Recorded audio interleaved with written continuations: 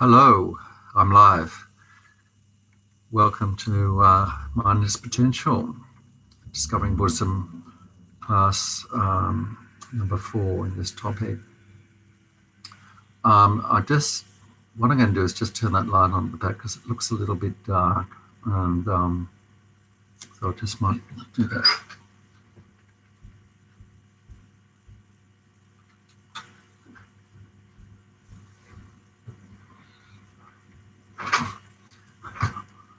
Anyway, the main thing is that you can hear, because there's not really much to see in these teachings. So the main thing is that we're connected. Bit of a struggle. I managed to get online after probably about half an hour with the help of rain. But hopefully it'll become easier as we get more familiar with this, as I get more familiar with that. So it's good to be here, and I hope you got the notes I sent, and also I also sent you some questions with answers, which are the standard questions that come with every module, the DB package for each module. So I gave you the answers because unfortunately we're not going to have a retreat day for this subject, or for probably any subjects, until we get through the pandemic and get back to normal, because we can't actually get together physically. So I didn't actually schedule a retreat day for this one, because not knowing about the pandemic, because of Easter, and we don't usually have regular teachings on a public holiday. So this is the last class, and the next class is Monday after next, which is the 20th. And we're going to start how to meditate. So that's the next topic. Great. So here we go. I think let's just start with, say, 5 or 10 minutes of breathing meditation to calm the mind. So I think very important, especially at this time. So, and also the mindless potential, we're encouraged very much to check on our minds, see what's going on, so that we can actually understand how it works, begin to understand how it works.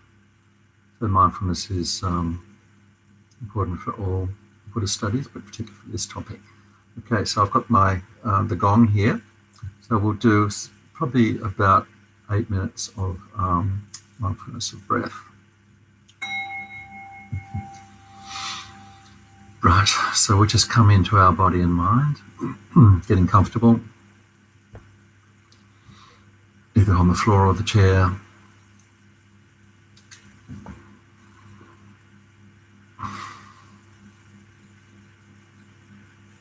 Feeling what's happening physically in the body, what's happening mentally in our mind.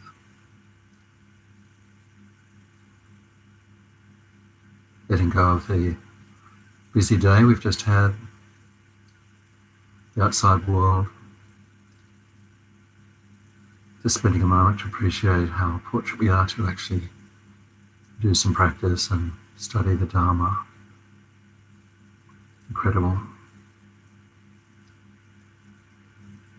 Even with all the restrictions on our movements and so on, we can still come together and do some practice, do some study.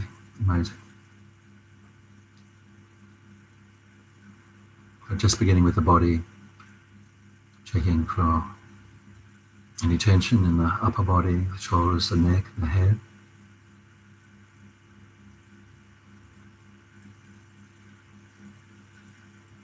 Either the eyes are closed or just gently open, gazing in front.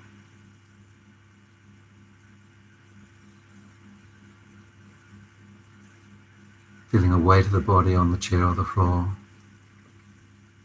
a gentle pull of gravity into the earth.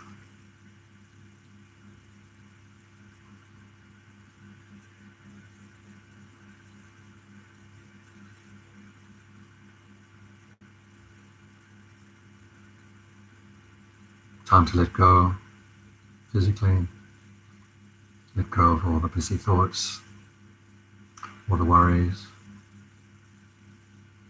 to come into the present moment, using the breath.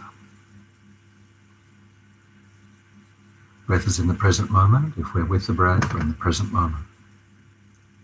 Always there.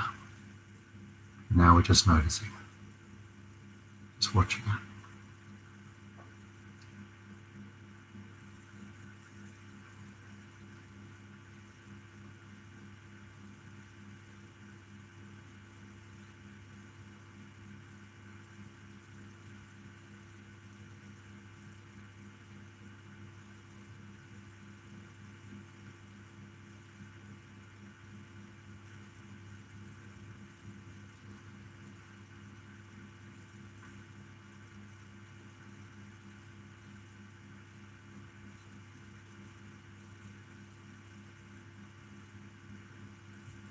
Just being aware of all the physical sensations of the body, with the movement of the body with the breath. And just watching that. Standing aside and allowing the breath to enter and leave.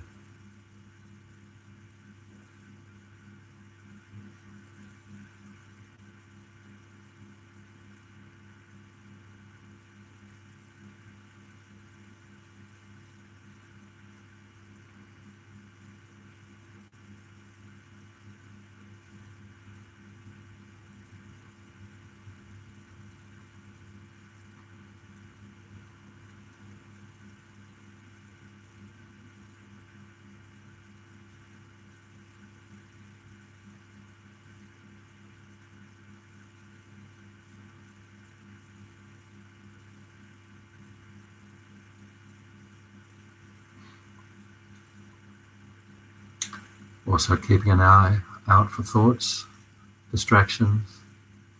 When the mind leaves the breath, being aware of that, gently noticing it, gently letting go of that distraction, the thought, and quietly, patiently coming back to the breath.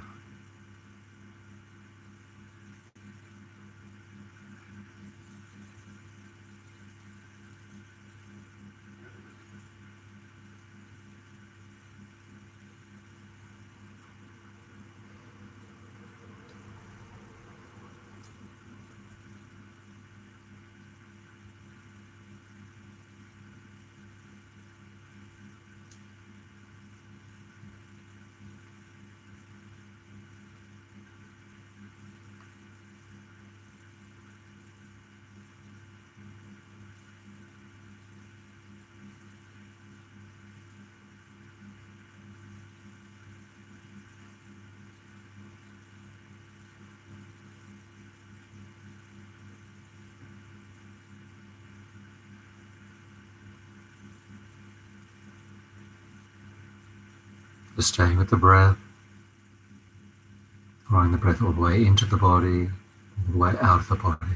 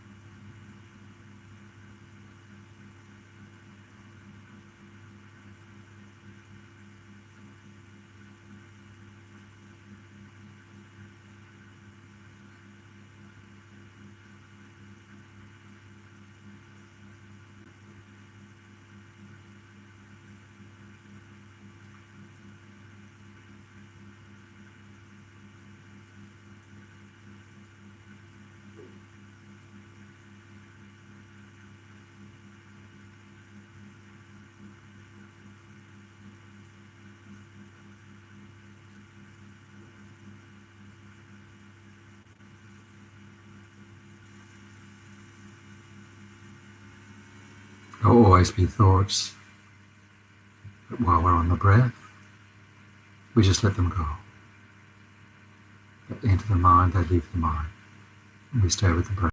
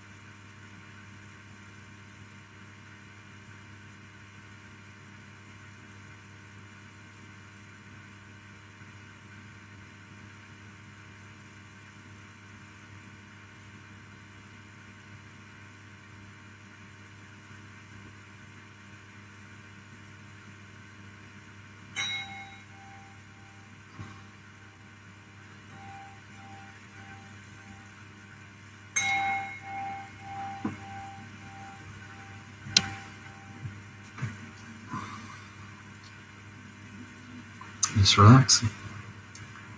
Come back into the world.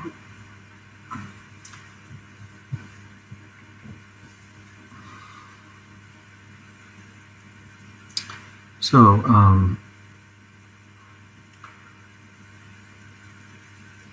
next thing on the list is review questions. Normally I put some questions here, but it's the last class, so what I did is just sent you the last class in this module. The list of questions from the people who write the course. And some of the answers quite detailed, and some of the answers, with some of the questions, there's no perfect answer. There's no ideal answer, and it's possible to answer these questions, most of them in different ways. So if you get inspired and you'd like to actually add something to the answers, or just write your own answers and send them to me by email anytime between now and the next class, I'll be happy to look at them and add any comments, just so there's a bit more interchange and communication. And also, as always, we've got the little window down below on the screen, say something. So if there's anything that comes up while we're doing the class, feel free to just tap it in, and I'll try and answer it. So we're looking at the way Buddhist psychology classifies the mind, or describes how the mind works. So last week we were looking at, I think we just started on wholesome mental factors, and we looked at last week the way of dividing up main minds and mental factors, and then I think we just touched on the virtuous mental factors. So the next sort of what we're going to do tonight is just look at virtuous and non-virtuous mental factors. Quite a big topic. I think last week I was thinking it sort of makes sense to understand the mental afflictions, negative emotions, so on. It helps understand what's a positive state of mind.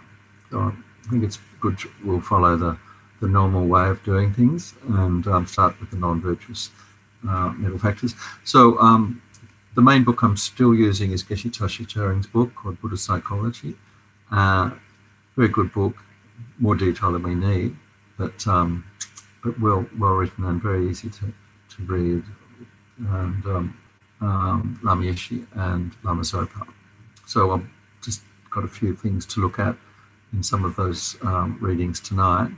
It comes from Geshe Tashi Charing's book. Every moment of mind or consciousness can be influenced by virtuous or non-virtuous mental factors. The nature of consciousness does not change, it's clear and knowing and not inherently bound by afflictive states of mind.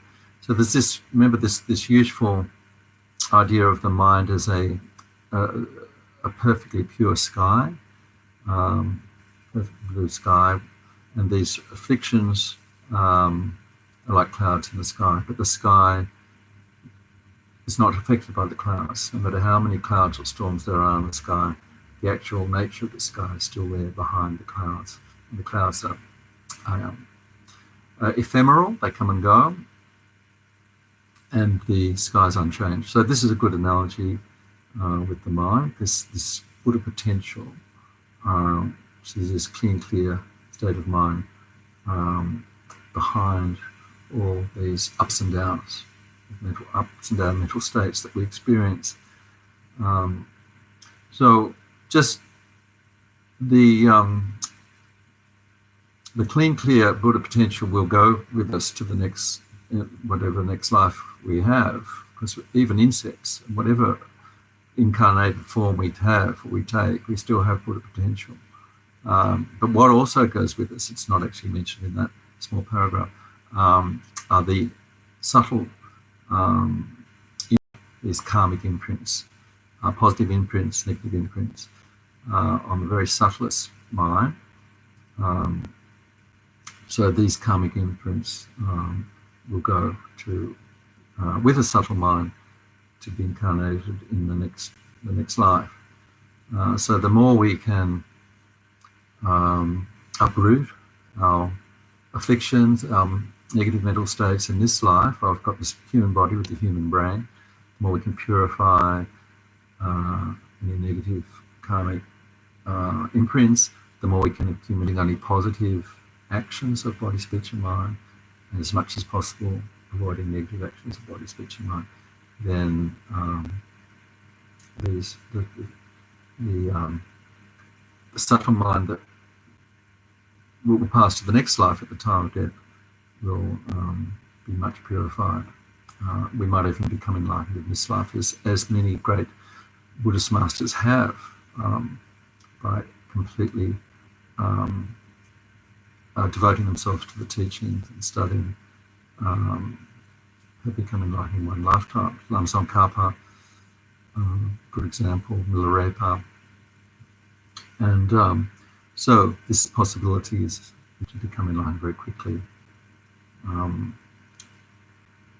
If not this life, in the next lifetime or few lifetimes. So let's look at these non-virtuous states. They call them root disturbances that disturb the mind. And the three big ones are attachment, hatred, and ignorance. That's the way that it always comes to my mind. But I've got them listed as ignorant, attachment, and aversion. So these different words are all the same. Ignorance, sometimes called confusion. If you look at some of the texts, Thupten Yeshe, in the transcript of her teachings on this, which I've sent you, she calls it confusion, but it's also ignorance as well. So this is the cause of all the other delusions, the root delusion it's called, which is basically a misunderstanding of the way things exist and the way we exist. So this is the root delusion. And the other two, attachment, often called greed or clinging, and desire sometimes, and aversion, sometimes called hatred or anger. So these are the root delusions, sometimes called the three poisons. So, so let's have a look at ignorance. So usually it's just described as the second. We've got two types there listed in the Noetic teachings. So let's quickly look at the intellectually acquired one, which is one which much. So let's quickly look at the intellectually acquired one, which is one which is much easier to get rid of. So these are not carried on from previous lives. This type of ignorance arises from culture and training. So I was just trying to think of some examples. Racism. If people, perhaps due to their background, perhaps due to their upbringing, their parents, lack of education, circumstances, can perhaps grow up with a racist state of mind. Then they could experience more of life and then change that racist attitude to a more tolerant and accepting attitude. Also, another one would be, I think, in our Western upbringing, if we're just given a traditional education, Western education, we probably don't have any understanding of past lives or karma, reincarnation, karma. Whereas children who grow up in India, Nepal, in the Buddhist countries, it would be something that something that would be quite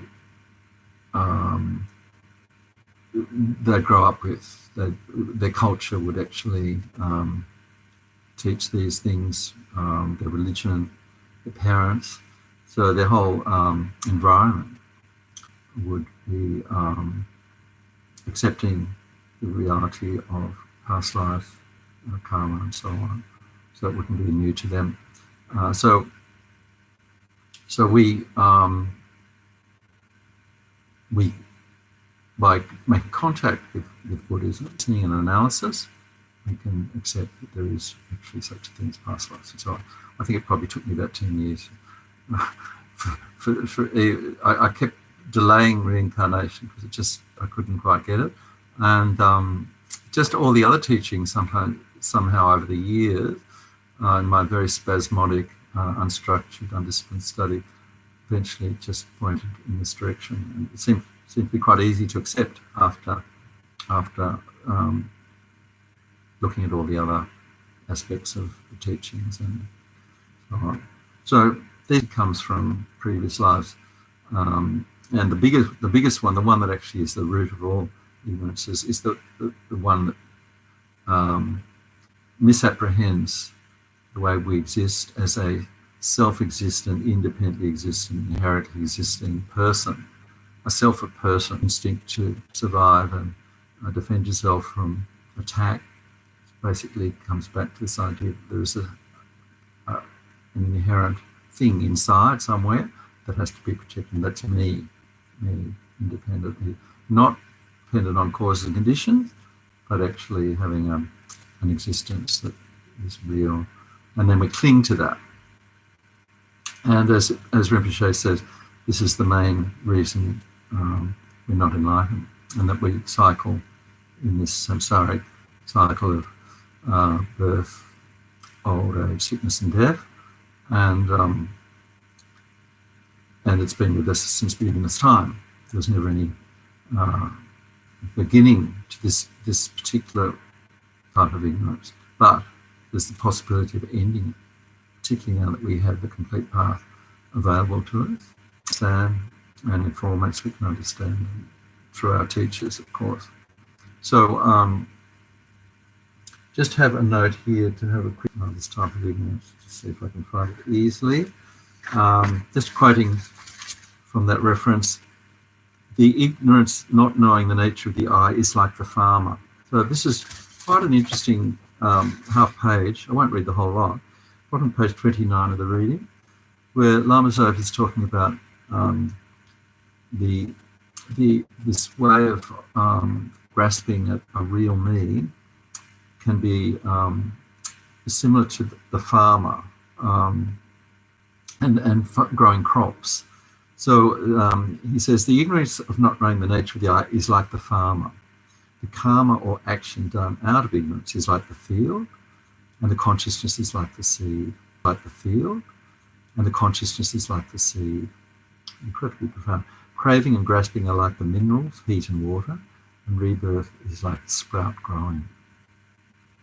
So what happens is that the farmer motivates an action, which is the field.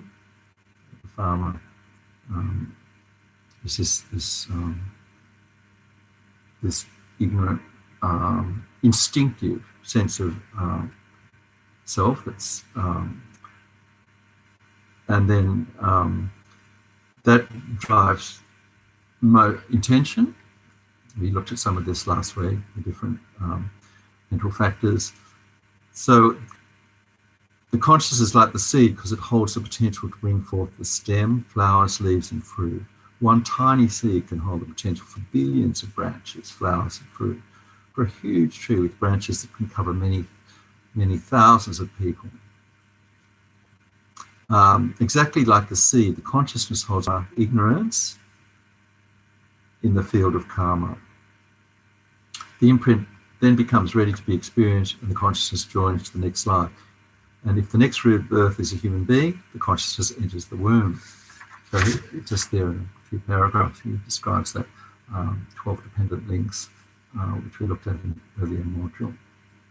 So this is why ignorance is said to be the root of samsara, the root of all the other sufferings. So moving on to attachment, it arises from ignorance of the way the self and object exists. So this idea, if we've got the idea that the self is an independent, not dependent, but independent entity, then we hold on to it, we grasp at that, exaggerating the quality of your sense of self, but attachment from that, we get attached to things that please us, people we like, people we don't like. We classify the friend, the person who helps us, makes us feel good as the friend because they help the I, the me. The enemy who's criticizing us and may be harming us is harming the me, so we don't like that. The neutral person's not either helping or harming, so we just have neutral feelings towards them. So,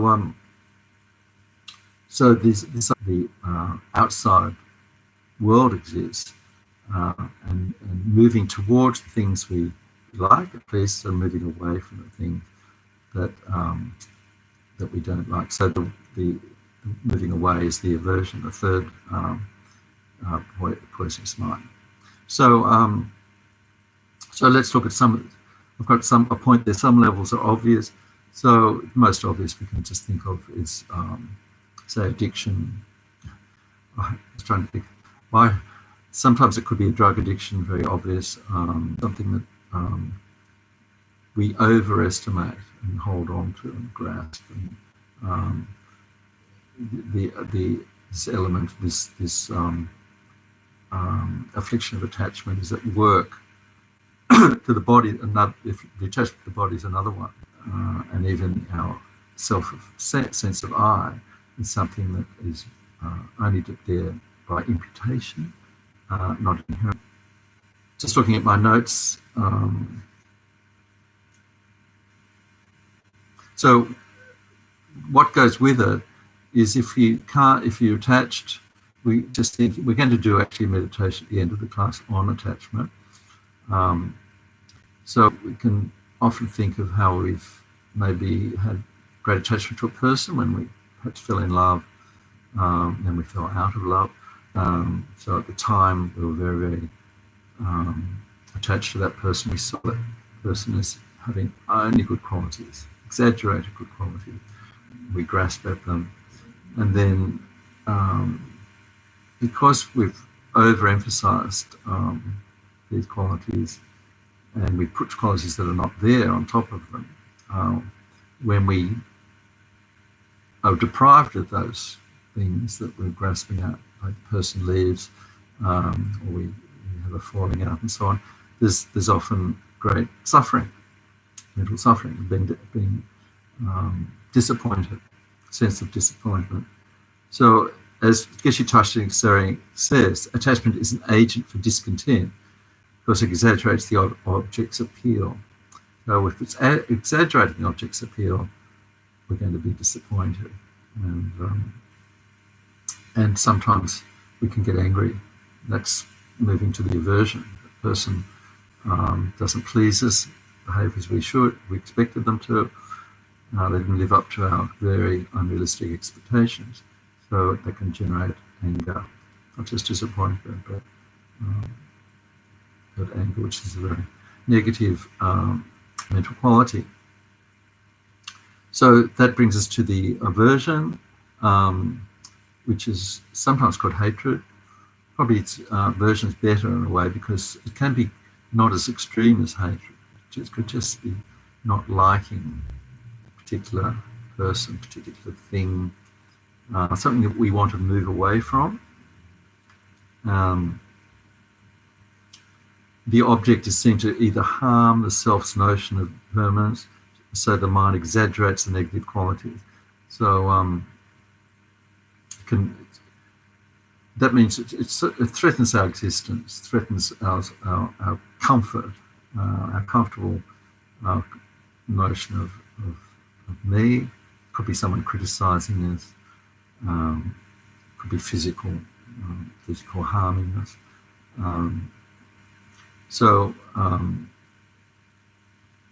It all can be, Geshe-Tashi Tsering, it can also manifest as a feeling of just something not being quite right, something that we're not quite complete.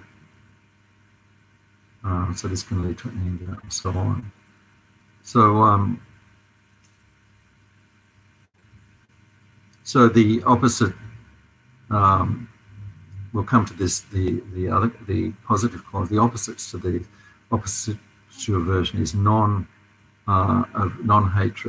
or non-retaliation, where remember this very vivid image. I think it might have been Lama Rishi or one of the Buddha's sutras. There's an image of the Buddha being attacked by someone on one side of his body who's cutting him with knife, and there's another person massaging very beautiful scented oil into his body. So the Buddha's equanimity regards both people as equally loving, kindness and compassionate to the person who's harming them, person who's helping them and to bring them pleasure.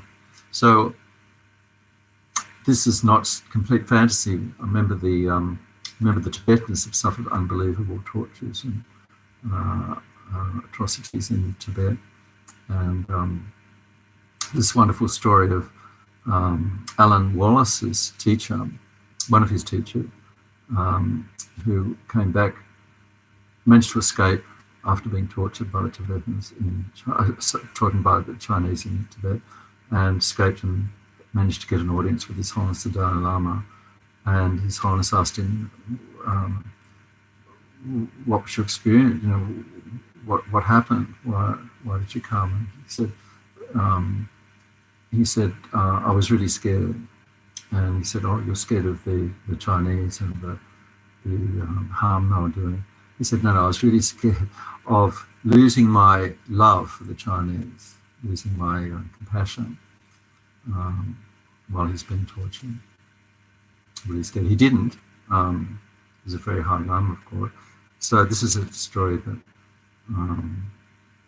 really makes very real the idea that it is possible to have a state of mind that's so purified that's neither is neither attached or averse to even people who are doing incredible harm to oneself. So from these three root delusions, then other negative states of mind follow. So the main thing to realize is, Geshe Tashi says, I've got the quote there, is that the states of mind are not primarily caused by external conditions. So external conditions may trigger a state of mind, but the main cause is internal. So this is borne out in our meditations on equanimity. The person who we see as the external enemy just may have harmed us, is somebody else's seen as a very loving person by other people. And the person that we really are very closely attached to could be somebody's enemy. So this mind that we have is actually, with all these different mental factors and so on, at work all the time until it becomes enlightened, creating this world of friend, enemy, stranger, like, don't like, and so on. So this idea of all based on this inherent grasping itself. And as Lam Sopa says again and again in his teachings, the ones we've got and other teachings, that the main remedy, the most important one, is to give up self-cherishing, he calls it, give up grasping itself, holding on to the I, and starting to be compassionate and develop loving kindness. So just have a quick look at time. Yes, okay. So I want to leave it about 20 minutes for the meditation at the end. So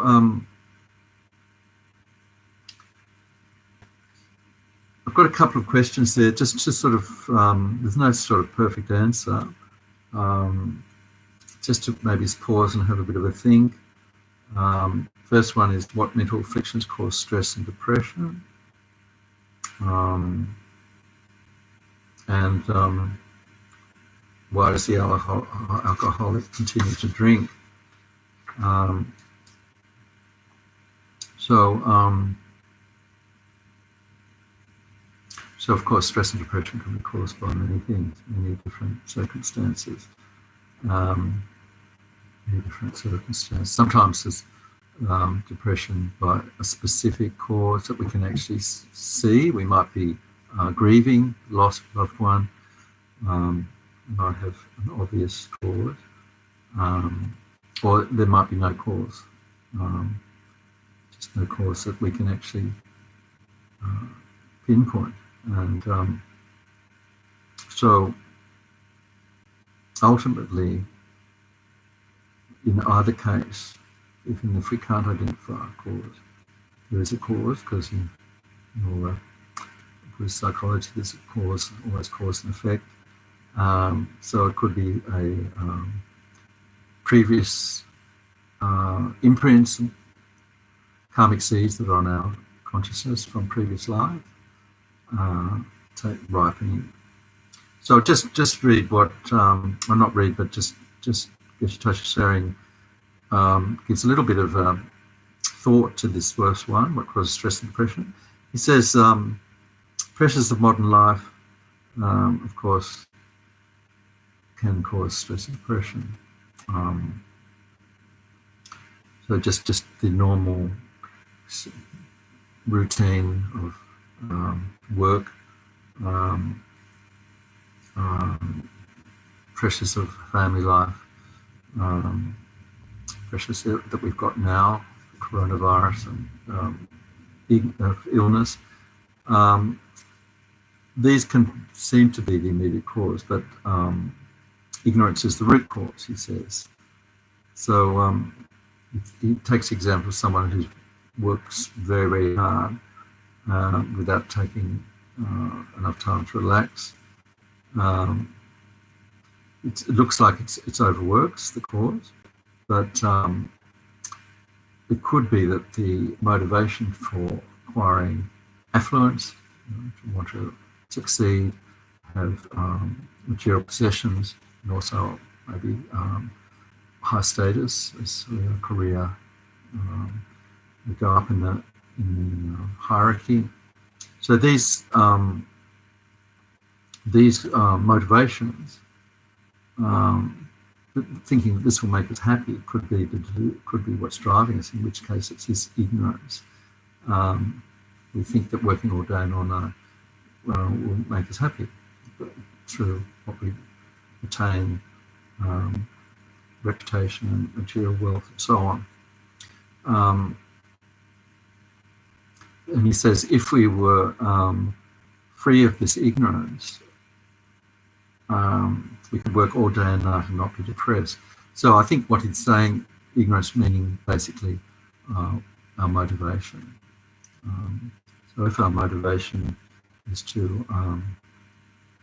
is selfless, to benefit others, to help others, then we can work all day and night and not get depressed or stressed. So this is, I think, borne out. If you look at some of our great teachers, like Lama Zopa Rinpoche, virtually doesn't sleep and is just virtually 24 hours working for other beings, giving teaching, giving personal advice, travelling the world, giving pujas, non-stop, and also as Holiness the Dalai Lama, same. Then they're all motivated by it. It's not fear, the fear that's pervading much of society, much of the world with the coronavirus. So this very, so by constantly meditating and contemplating the shortcomings of attachment, we can develop this. If it's on and off, I'm very sorry. So it is annoying if you've lost me. I don't think there's anything I can do about it. I see there's actually two people who've lost Julia and Gabriella. Just hope that it might drop back in. So with all these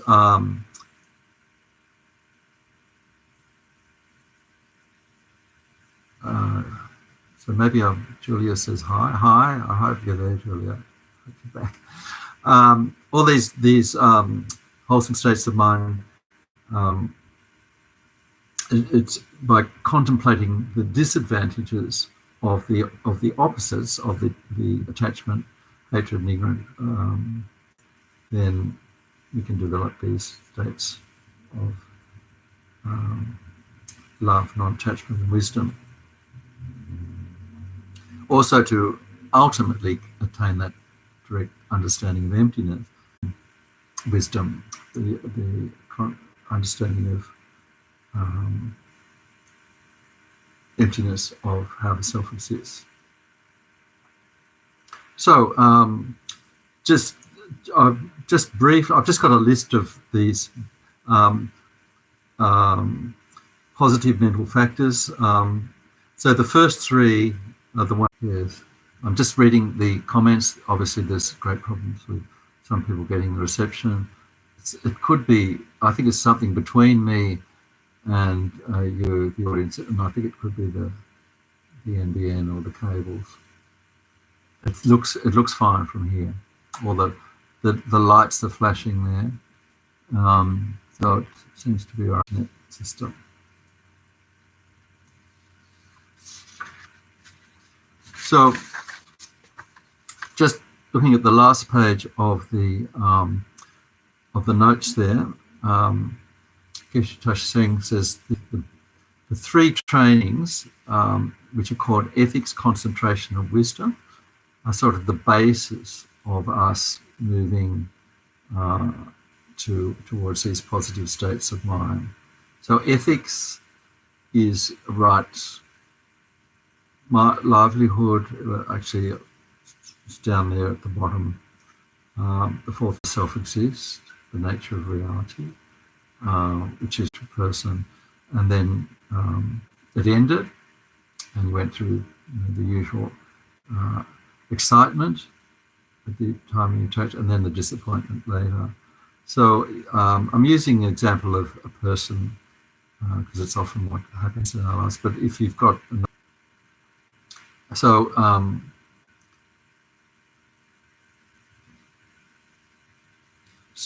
one thing, finish early.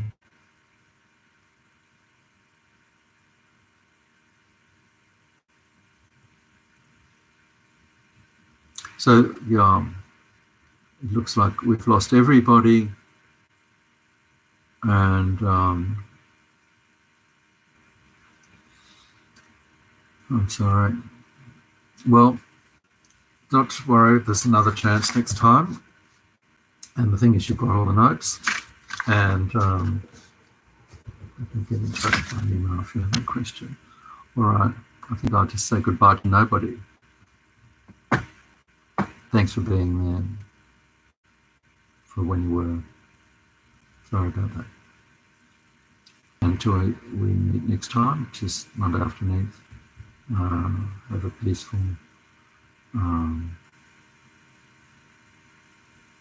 healthy and calm mind.